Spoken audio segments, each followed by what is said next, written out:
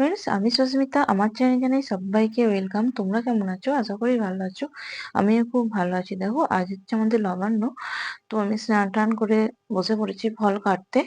এদিকে আমার ফল কাটা সব হয়ে গেছে। তো মা বলছে লবণ্যটা রেডি কর। আমি বললাম, না, তুমি রেডি করো, তুমিই ভালো মাখাও। দেখো, আমি রেডি করতে যাচ্ছিলাম, তো মাকে প্রথমে ডাকলাম যে এলো না। মাকে বললাম, তুমি এসে মাখাও না, তুমি ভালো মাখাতে পারো। আর আমাদের বাড়িতে কি বলতো, আমার মা খুব সুন্দর লবান্য মাখায়। মানে যে লবান্য অনেকে চাল ভিজে খেতে চায় না, সেও কিন্তু একবার খেলে বারবার খেতে চাইবে। আর মায়ের হাতের লবান্য তো যে কোনো জিনিসই টেস্টি। আর এদিকে মা বলছে, কি করছিস তুই? তোর সব ফল কাটা হয়েছে? হ্যাঁ, হয়ে গেছে। মা বলছে, সব ফল কেটে ফেলেছিস? আমি বলছি, না না, সব ফল কাটেনি গো, কিছু রেখে দিয়েছি, কে খাবে অত। সকালবেলায় বাজার করে নিয়ে এসেছিলাম। আর মা যেহেতু কালকে চলে যাবে, ভাইকে ফোন করলাম, ভাই বৌদি ছিল না। আমাদের সবাইকার হয়ে গেছে, শুধু আমার কাকিদের বাকি আছে আর আমাদের ছিল। দিয়ে মাকে বললাম, তুমি থাকো না, লাবণ্যটা করে দাও না। আর মা বললো, ঠিক আছে, অফিসে তাহলে তুই ফোন কর। অফিসে ফোন করে আমি ছুটি নিয়ে নিলাম। আর ভাইকে ফোন করলাম, ভাইও এসেছিল, দাদার গাড়িতে কাজ হচ্ছিল, দাদাও ছিল। আর বাড়িতে যে কোনো জিনিস কি বলতো, সবাই না থাকলে না হয় না ঠিক।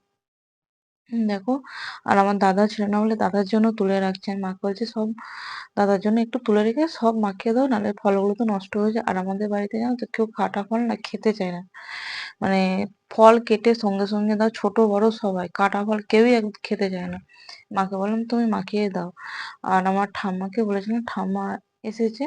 আর এবারে আর কাউকে সেভাবে বলা হয়নি গো। মানে মনে মনে করছিল, করবো কি করবো না। তো মাকে বলছিলাম, করেই নাও, তুমি তো কাল চলে যাবে, এখন তো আর আসতে পারবে না। আর আজ হচ্ছে 23 তারিখ, হ্যাঁ, মাস শেষ হতে আর বেশি দিন দেরি নাই।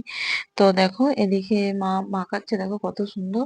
আর মা বলছে, তুই গুড়টা দে। আমি বলছি, গুড় না, আমি একদমই হাত করি না, চ্যাট চ্যাট করে বলে। আর গুড় যেহেতু আমি খাই না, মা বলছে, তাহলে চিনি দেবো না, গুড় দিচ্ছে, আচ্ছা গুড়ই দাও। আমি বেশি খাবো না, অল্প একটু দেবে। আর গুড়টাই দাও। দেখো, আর এদিকে মা রেডি করছে। মাকে বললাম, প্রথমে একটা ছোট জায়গায় রেডি করছিল, মাকে বললাম ছোট জায়গায় হবে না, তুমি বড় জায়গায় নিয়ে এসো। মা বলছে, গুঁড়ো দুধটা তুই দিয়ে দে। আর গুঁড়ো দুধ দিলে না একটু টেস্টি হয়, মানে দারুণ টেস্ট আসে। আর ওর সঙ্গে যদি একটু মানে তোমার নারকেল যদি মানে আমি কুচিয়ে দিয়েছিলাম, একটু গুঁড়িয়ে দিলে আরো টেস্টি হয়। দেখো, রেডি হয়ে গেছে, সবাইকে পাতে পাতে দিচ্ছি। ভিডিওটা ভালো লাগলে লাইক কমেন্ট এন্ড শেয়ার করবেন। পারলে একটা ফলো করে দেবেন।